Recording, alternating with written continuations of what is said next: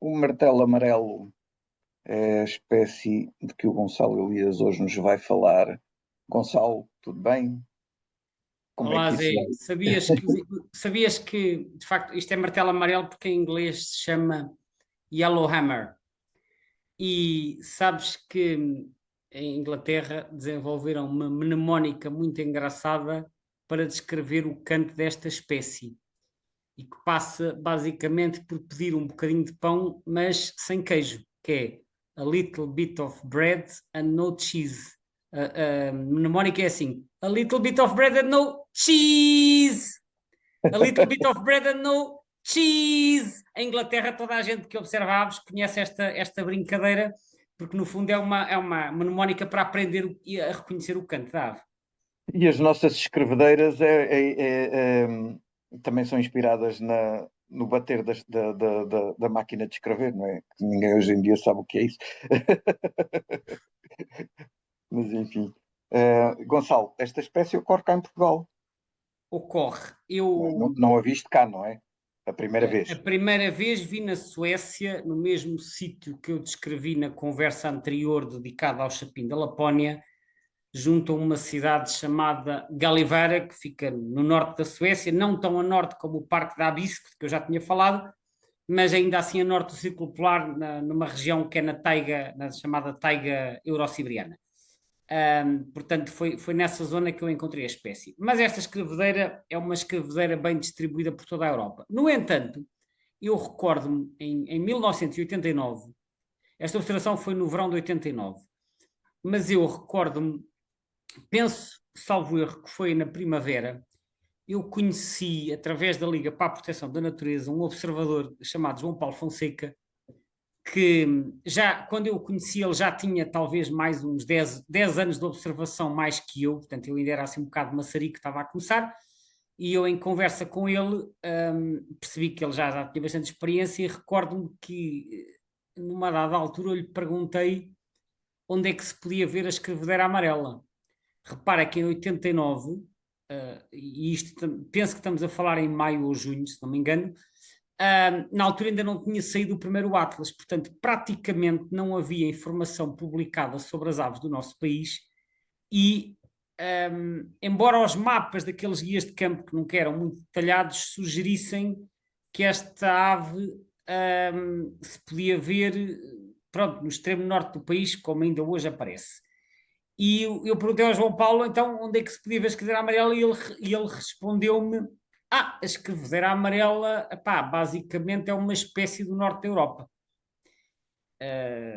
Eu não Também não tenho estava assim. errado, não é? Não estava errado de maneira nenhuma, eu nunca mais me esqueci desta descrição. E quando mais tarde, depois saiu o Atlas, que só saiu em 1990, eu nessa altura, ao olhar para a distribuição e ao comparar com a distribuição que vinha nos guias de campo, eu percebi isto é uma ave do norte da Europa, enfim, do norte e do centro. Portanto, o norte aqui é no sentido de ser de regiões que estão mais a norte que o nosso país.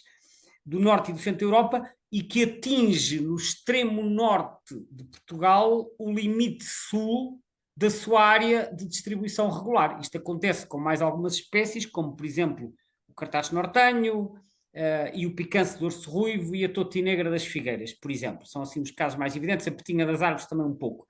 Portanto, é uma ave que é de facto do centro e do norte da Europa, que desce até ao norte da Península Ibérica, onde ocorre em zonas montanhosas, e depois ainda entra marginalmente em Portugal como nidificante. Quando saiu o primeiro Atlas, efetivamente depois isto foi algo que, enfim, toda a gente de certa maneira passou a saber porque a informação passou a estar mais acessível.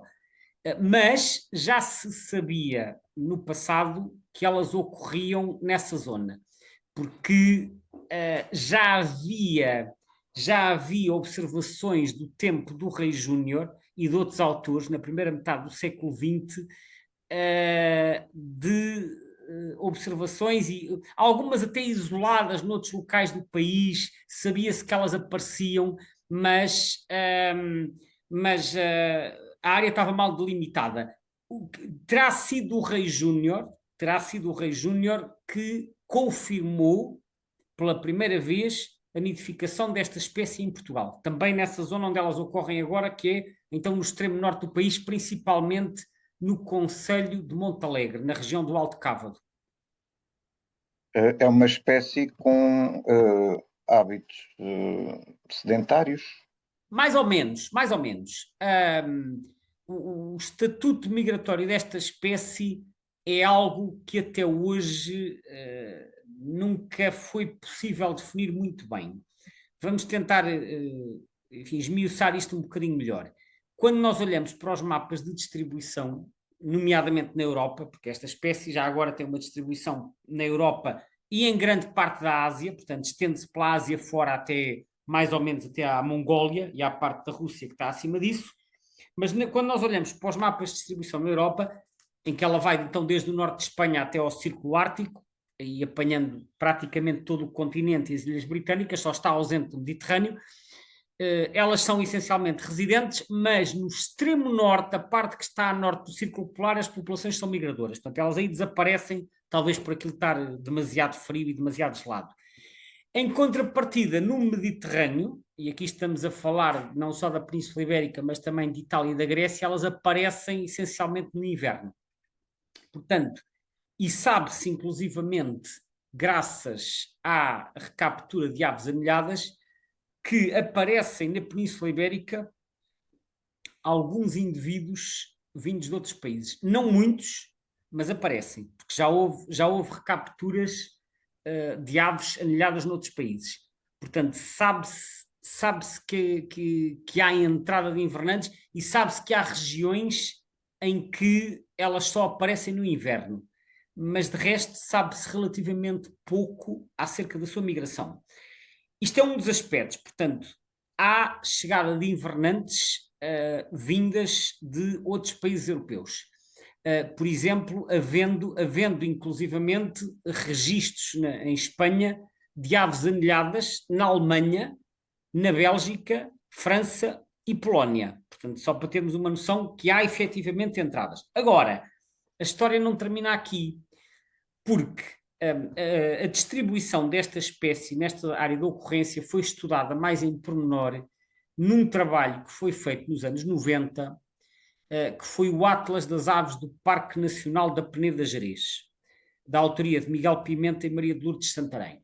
É preciso referir que esta área de ocorrência no concelho de Montalegre, o núcleo mais conhecido, que é aquele que a maioria dos observadores hoje em dia visita para poder observar esta escrevedeira, é o chamado Planalto da Mourela, que fica na parte oriental do Parque Nacional, ali entre duas aldeias bastante conhecidas para quem visita essa zona, que é Pitões das Júnias e Tourém, e algumas aldeias ali à volta também, Covelães, Sendim, e outras aldeias do concelho de Montalegre e da Serra do Louroco, portanto numa zona que é conhecida como a região do Barroso.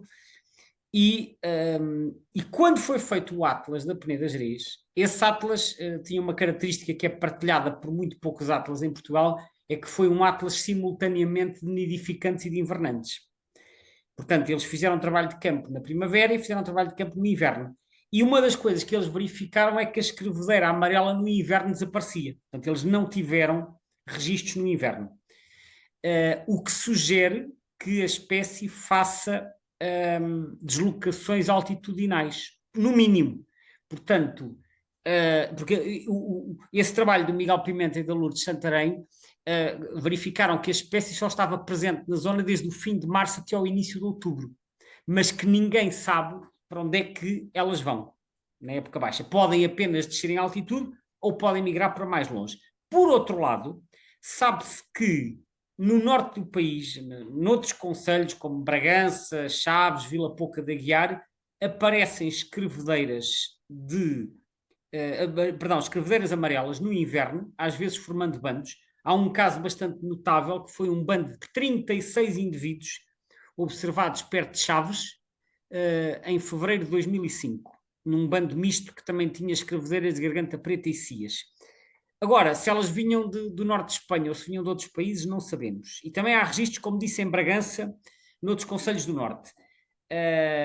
Portanto, elas fazem movimentos de amplitude desconhecida. Além disso, há registros dispersos, publicados ao longo dos anos, noutras regiões do país do centro e do sul, mas são registros muito pontuais, normalmente sem qualquer descrição, porque a espécie não é considerada uma raridade, nem no sul, e portanto eu não sei se estes registros do centro e do sul, se as identificações foram sempre feitas corretamente. Não tenho elementos para dizer que sim ou para dizer que não. São registros esporádicos, vamos chamar assim.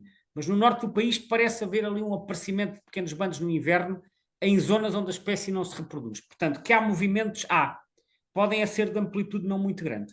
Mas, pois, exatamente, a questão também é, havendo movimentos, nós já falámos de outras espécies que até são classificadas aqui como simplesmente migradoras de passagem, porque conseguem-se ver em grandes números durante a época da migração. Fora da época da migração não se vê nada, mas durante a época da migração consegue-se ver em grandes números. E esta espécie não se vê em grandes números, nem nada que se pareça no resto do país, mesmo no período, poderia ser o período de migração dela, não é? Portanto, ela a migrar, em princípio, migra para norte. Nós não é isso. O que acontece é nós não as vemos no centro e no sul do país porque isso já está fora da área da ocorrência normal. Elas não migram para a África. Elas podem, em anos excepcionais, chegar até Marrocos, mas são muito pouquinhas. Em anos normais não chegam sequer ao sul da península. E, portanto, as aves migradoras que nós vemos passar, por exemplo, no outono, são aves que estão a atravessar o nosso país para ir para os seus chamados quartéis de invernada em África. Esta ave não vai invernar a África e, portanto, tirando aqueles indivíduos pontuais que vão a Marrocos, como eu disse, a maioria delas fica por França, fica para a Alemanha, algumas descem até a Espanha, mas são pouquinhas. Sabes que eu recordo-me que eu, pouco depois do curso, em 1992, vivi algum tempo na Alemanha. E foi em Nuremberg, que é no norte da Baviera, e eu estive lá a fazer um estágio e depois durante a semana estava a trabalhar e ao fim de semana eu morava na periferia da cidade de Nuremberg e ao fim de semana, aquilo era perto de uma floresta e eu então aos sábados o meu passeio era sempre ir a pé pela floresta, lá por um caminho, lá por um trilho que seguia 3 ou 4 quilómetros e depois ia dar até à cidade e acabava lá no centro da cidade ao pé de uns lagos, portanto eu via umas aves florestais e depois acabava a ver patos e galeirões e isso. E nesse trilho pela floresta eu passava sempre ao pé lá de um cruzamento de caminhos em que tinha lá uns comedouros, daqueles onde o pessoal deixa sementes e essas coisinhas para os pássaros comerem. E nesses comedouros andavam lá sempre 2 ou 3 ou 4 pássaros, incluindo escraveiras amarelas, elas apareciam lá também. Havia chapins, trepadeiras azuis, pica-paus, essas coisas. E eu recordo-me que houve uma ocasião, se não me engano, no mês de fevereiro, em que caiu um grande nevão. Estava tudo cheio de neve. E quando eu vou dar o meu passeio no sábado, eu passo ao pé dos comedouros e aquilo era uma algazarra. Estavam lá para aí 50 pássaros ao pé dos comedouros. Porquê? Porque como o chão estava todo nevado, não havia oportunidades de alimentação, nesses dias os comedouros são muitíssimo mais concorridos. Passado 1 ou 2 semanas, como quase já não havia neve, as aves tinham dispersado e havia muito poucas nos comedouros. E eu estou a falar disto porque eu me lembro que a escraveira amarela era uma das que se ia alimentar aos comedouros. Portanto, elas não migram para sul porque elas conseguem encontrar alimento nos seus países de origem, do centro da Europa, neste caso, que era na Alemanha, e conseguem e recorrem aos comedouros em momentos de maior dificuldade, como é o caso de quando o solo está coberto de neve. Portanto, nós não as vemos migrar porque elas normalmente, em condições normais, não descem até cá, ficam em latitudes mais a norte. Curiosamente, não há muito tempo, já há algum tempo por acaso, que eu conversava com uma pessoa que também faz observação de aves lá para cima no norte da Europa, em particular ali para as zonas da Finlândia, e ele comentava que o hábito de colocar alimentadores, normalmente na altura de inverno, tem vantagens e tem desvantagens. Uma das vantagens, de facto, é essa que tu comentaste, não é? Quando o chão fica coberto de neve, o alimento fica mais disponível ali nos alimentadores do que propriamente no chão. A desvantagem é que algumas aves habituam-se aos alimentadores, depois, quando chega a altura de migrar, não migram e acabam por morrer com o frio. Sim, pode criar dependência, efetivamente, e os comedores, além disso, têm outros problemas que ajudam à propagação de transmissão doenças, de doenças, não é? como já falámos recentemente no webinário do Verdilhão, do aparecimento de um surto de tricomonose em Inglaterra. Portanto, os comedouros não são necessariamente maus, mas requerem determinados cuidados, nomeadamente de manutenção e higiene, e obviamente que não se deve exagerar para não criar uma dependência excessiva. Portanto, obviamente que é engraçado, ajudam a fazer educação ambiental, portanto, desse ponto de vista também são úteis, porque ensinam as pessoas também a cuidarem das aves, e repara que muitas aves, é verdade que pode estar a criar dependência, mas com as transformações que nós humanos introduzimos no ambiente, também é bom criar oportunidades para as aves conseguirem sobreviver depois de todas essas transformações que nós causamos. Portanto, eu não vejo os comedouros como algo necessariamente mau, mas que tem que ser usado com, enfim, com algum critério e não de forma indiscriminada. Certo. Curiosamente, por causa desta questão destes movimentos que esta espécie faz, eu li alguns que a classificavam basicamente como residente em toda a sua área, em quase toda a sua área, e que aquelas zonas mais a norte e mais a sul eles chamavam-lhes visitantes, não Sim, propriamente. sim, se quiseres, é uma descrição que às vezes se utiliza que é breeding visitor, portanto, que é visitante nidificante, e non-breeding visitor, que é visitante não nidificante. Portanto, podemos traduzir assim, é uma redação que às vezes também se utiliza. Uhum. Quando nós olhamos para os mapas no site do EBBA, as zonas de maior densidade, curiosamente, nem sequer estão lá acima como a Suécia, onde tu as viste. E São- sim, eu reparei nisso, porque efetivamente também fui consultar esses mapas, portanto estamos a falar, para começar, do mapa de abundância no EBBA2, que é o segundo Atlas Europeu. As zonas de maior abundância parecem estar no centro-leste da Europa, portanto na Alemanha, Dinamarca, Polónia, embora também apareçam bons números na Finlândia e nas Ilhas Britânicas. Depois, à medida que avançamos para a periferia, seja para norte ou seja para sul, a sua abundância vai diminuindo, não é? e a própria área de nidificação também é bastante vasta. Uh, e com isso ela tem um estatuto de list concern, mas onde quer que seja que eu leia qualquer coisa sobre esta espécie, ela tem um estatuto de não preocupante, mas ao fim e ao cabo tem também uma tendência decrescente de Uh, população. tem. É assim, esta escrevedeira de facto tem uma área de distribuição vasta. Aliás, deixa-me dizer-te que, embora nós cá em Portugal tenhamos diversas escrevedeiras e esta é provavelmente a menos comum das regulares, quando vais para outras latitudes, a Embrisa citrinella, a escrevedeira amarela, é a escrevedeira mais comum que tu encontras na maioria dos países europeus. Portanto, é uma espécie comum. Agora, efetivamente, tem estado a diminuir, e digo mais, tem estado a diminuir de forma acentuada. Aliás, se calhar um dia destes também fazia sentido um webináriozinho sobre esta espécie para dar a conhecer melhor, já que é uma ave que ocorre em Portugal marginalmente e que a maioria das pessoas provavelmente só conhece da região de Montalegre. Então, a nível europeu, de acordo com os gráficos que estão no site do EBCC, que é o European Bird Census Council, desde 1980 a espécie já diminuiu cerca de 60%. Que é uma queda considerável. E em Espanha, na vizinha Espanha, onde a espécie ocorre ao longo da chamada faixa euro-siberiana, que é aquela faixa que vai desde a Galiza até aos Pirineus, também o programa SACRE, que é o programa que é o equivalente ao nosso CAC, portanto, que monitoriza as aves comuns reprodutoras em Espanha, também dá uma queda de 60% nos últimos 20 anos. E eu fui consultar a situação em Inglaterra e na Irlanda, é igual, portanto, uma quebra também da ordem dos 50% a 60%, particularmente acentuada em Gales e na Irlanda. Na Irlanda, em 40 anos, praticamente desapareceu da metade ocidental do país. E na Portanto, Escócia, acho que também, na Escócia eles também referem que também praticamente na todos. Escócia desapareceu um pouco por todo o lado, com maior incidência na Irlanda, mas também em várias regiões da Grã-Bretanha. E as causas apontadas são as do costume, não é? A intensificação da agricultura e a consequente perda de habitat por causa disso. Embora a espécie ainda esteja list concern, mas há uma tendência geral de distribuição. E quando olhas para o EBBA, quando olhas portanto, para o mapa de distribuição que vem no EBBA, também há uma coisa que me chamou a atenção. Um, que é a espécie parece estar a diminuir, entre outras coisas, na parte sul da área de distribuição. Não sei se reparaste nisso.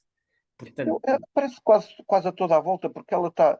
Quando nós vemos. também no norte, é verdade, é verdade, é Quando nós verdade. vemos o mapa comparativo, aparecem aquelas quadrículas, portanto, em que a ave tinha sido registada no primeiro Atlas e não no segundo, e parece que é praticamente a toda a volta. Depois há ali uma descontinuidade nestas manchas cor de laranja, porque o resto da distribuição mete-se por fora da área que o EBBA, ao fim e ao cabo, registra, não é? Portanto, mas Sim, sim. quase que fico com a ideia que dá para extrapolar que haja ali uma perda em todo o contorno da distribuição. É verdade, tens razão, é na periferia toda. Portanto, a zona central, que é onde ela é mais abundante, como por exemplo a Alemanha e a Polónia, aí mantém-se por todo o lado, mas na periferia, estamos a falar, por um lado, do extremo norte da Finlândia e da Suécia, estamos a falar da metade ocidental da Irlanda, que eu já falei, da Escócia, de Gales, e depois em certas zonas da Holanda, mas depois também no sul da Europa, no Mediterrâneo, com quadrículas vermelhas na Grécia, numa grande parte de Itália, no sul de França e no limite sul da distribuição, quer em Espanha, quer em Portugal.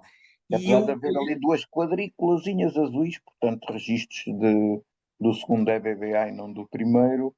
sim, vai sempre havendo quadrículas novas aqui e ali. Agora, quando nós olhamos para o Atlas espanhol e comparamos o segundo com o terceiro Atlas, houve também uma diminuição, não muito grande, mas houve uma diminuição já um bocado expressiva do número de quadrículas, porque ela manteve-se em 71% das quadrículas, mas só apareceu em 11% novas e desapareceu em 18%. Portanto, desapareceu em mais do que apareceu. E algumas das que desapareceu são junto à fronteira com Portugal. Acresce que quando nós vamos ver o livro, portanto, o terceiro Atlas no site da Lista Vermelha, nós vemos que a espécie também, a distribuição encolheu em Portugal. E eu receio, e gostava de estar enganado, mas receio que esta seja mais uma espécie que esteja a caminho de desaparecer do nosso país como nidificante. Já aconteceu com o cartacho nortenho, parece-me que já aconteceu com a narceja e com a petinha ribeirinha, tudo espécies que atingem no nosso país o seu limite sul, e a escrevedeira amarela eu acho que vai pelo mesmo caminho. E porquê é que eu digo isto? Porque, embora ela ainda se vá vendo com alguma regularidade no Planalto da Mourela, desapareceu da zona de Castro Laboreiro, que fica no distrito de Viana do Castelo, onde eu há 20 anos ainda encontrei lá esta espécie a cantar, em 2005, se não me engano, ou perto disso.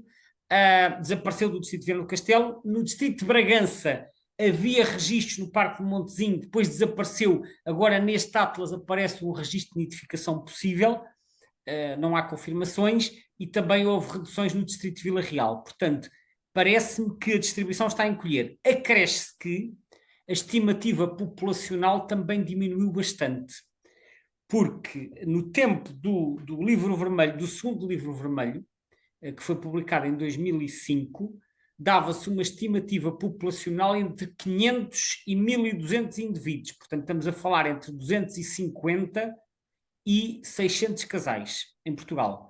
E neste terceiro Atlas, a estimativa cai para 100 a 250, portanto, para menos de metade. Embora depois diz lá que a tendência populacional é incerta, depois não percebo muito bem como interpretar isto, porque é assim, se em 20 anos a estimativa populacional cai para menos de metade e a tendência populacional é incerta, das duas uma, ou a estimativa anterior não estava bem feita, ou então não consigo entender como é que se chega a estes números, que eles também não são explicados, atenção. Eu sei que estes números que aparecem aqui são, que aparecem na lista vermelha, são retirados de um relatório que foi feito para a União Europeia da aplicação do artigo 12 da Diretiva Aves, referente ao período de 2013 a 2018. Portanto, e foram esses números que foram aproveitados para o Atlas. Agora, como é que esses números foram obtidos, não faço ideia. Eu ainda não consegui obter esse relatório e, portanto, Mas não sei no, se são. no, no Atlas, o Israel e a Joana Santana referem aqui que as diferenças registadas não corresponderão a uma alteração significativa da sua distribuição, mas antes à dificuldade de detecção associada à sua baixa abundância. Pois, eu por acaso eu li isso, eu não sei se essa é a única explicação possível, porque eles não comentam a parte da diferença de estimativas populacionais, mas provavelmente quando fizeram o texto também não tinham acesso a essas estimativas, e eu digo isto porque eu também fui convidado para fazer textos para o Atlas e também não me foram facultadas as estimativas, portanto o texto é feito apenas com base nos mapas e não com base em dados quantitativos, que eu acho que fazem falta para se poder escrever o texto. Agora, sei que estes números vêm do tal relatório da Diretiva Aves, mas como é que eles foram calculados, como é que se chegou a uma estimativa de 100 a 250 casais, eu não sei. Não sei. Agora, eu penso que aqui há efetivamente uma diminuição da área de distribuição, porque há sítios onde a espécie aparecia há 20 anos e que agora deixou de aparecer, como o Alto Minho, como eu referi. Mas é evidente que há poucos dados, a espécie é escassa e nisso eles têm razão. Se calhar é daquelas espécies em que tinha que se fazer um censo dirigido na área de distribuição conhecida para tentar contabilizar. Provavelmente mais do que consenso, se calhar mesmo algum tipo de projeto de proteção, isso porque, a bem dizer, em 2005 já estava considerado vulnerável, em 2022 passou para em perigo, e depois com essa tendência, ainda que não 100% justificada, não é? Mas, portanto, se não se fizer alguma coisa, corre-se o risco de, na próxima vez. Pois, o que acontece é assim. A mais É um passariforme. Não, mas quando eu digo um censo dirigido, é neste sentido de que às vezes é feito para certas espécies mais escassas, é fazer em vez de ser só por amostragem, é tentar contar todos os casais existentes, como se faz às vezes com as cegonhas brancas. Portanto, aí teria que se pôr uma equipa no terreno a prospectar todo o território conhecido e a mapear territórios individuais, por exemplo, dos machos a cantar, para tentar perceber quantos é que há. Sem esse tipo de trabalho, estas estimativas correm o risco de sair completamente ao lado, porque às vezes resultam de extrapolações. Eu ainda aqui há tempos falei do caso do cartaz nortenho, em que se dizia, estou agora a citar de memória, mas posso verificar, em que se dizia que a população nacional era de 50 a 100 casais, se não me engano. Exato, diz 50 a 100 casais e eu digo que não há nenhum. Eu acho que já desapareceram os cartazes nortenhos e acho que esta estimativa se baseia numa extrapolação a partir de dados muito antigos e não de dados recentes, porque os dados recentes é que já não há casais. Portanto, se aconteceu isto com o cartaz nortenho, é possível que com a escraveira amarela e com outras espécies tenham sido também feitas extrapolações com base em dados que não estejam atualizados. Não sei se foi o caso, os números não são explicados, eu não tive acesso ao tal relatório que tem essas estimativas, portanto, acho que há aqui algum déficit de informação e isso dificulta termos a noção precisa da situação. Agora, é verdade que como a estimativa populacional diminuiu, isso fez saltar a categoria de ameaça para em perigo, porque quando está abaixo dos 250 casais, salvo erro, já qualifica para estar na categoria em perigo. Portanto, há critérios quantitativos efetivamente para incluir, peço desculpa, é abaixo dos 250 indivíduos, e como isto está nos 100 casais mínimo, que é 200 indivíduos, já entra no em perigo. Já agora gostava de referir que em Inglaterra, ou melhor, no Reino Unido, no Reino Unido as categorias que eles têm são a lista verde, a lista amarela, que é a lista âmbar, e a lista vermelha. Eles já meteram a escraveira amarela na lista vermelha devido à magnitude do declínio. Portanto, esta espécie está a diminuir em vários países, e nomeadamente em Espanha. O declínio é acentuado.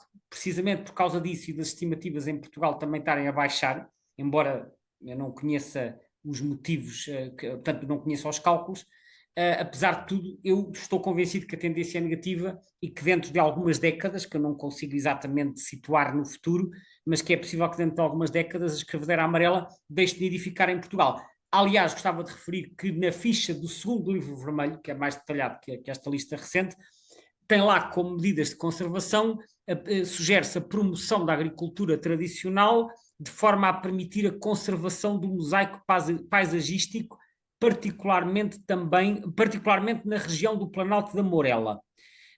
Ora, eu já não vou ao Planalto da Morela há uma série de anos, mas as informações que eu tenho tido lá é que em vez de se promover a agricultura tradicional, aquilo que tem havido é um aumento do encabeçamento de gado bovino.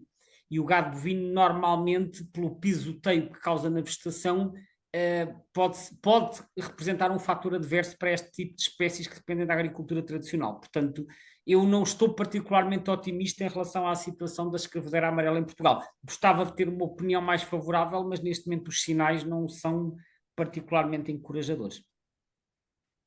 Li aqui uma coisa, já vamos com 30 minutos, mas eu acho que isto é interessante, muito rapidamente. Li aqui uma questão que dizia que esta espécie, juntamente com a Emberiza leucocéfalos, portanto o Pine Bunting, como eles a chamam, que formam uma superespécie. Que conceito é este? Superespécie é uma daquelas categorias intermédias que existem, para além daquelas categorias básicas de ordem, família, género, espécie, há depois as subfamílias e há a superespécie, há a tribo, portanto há umas categorias intermédias.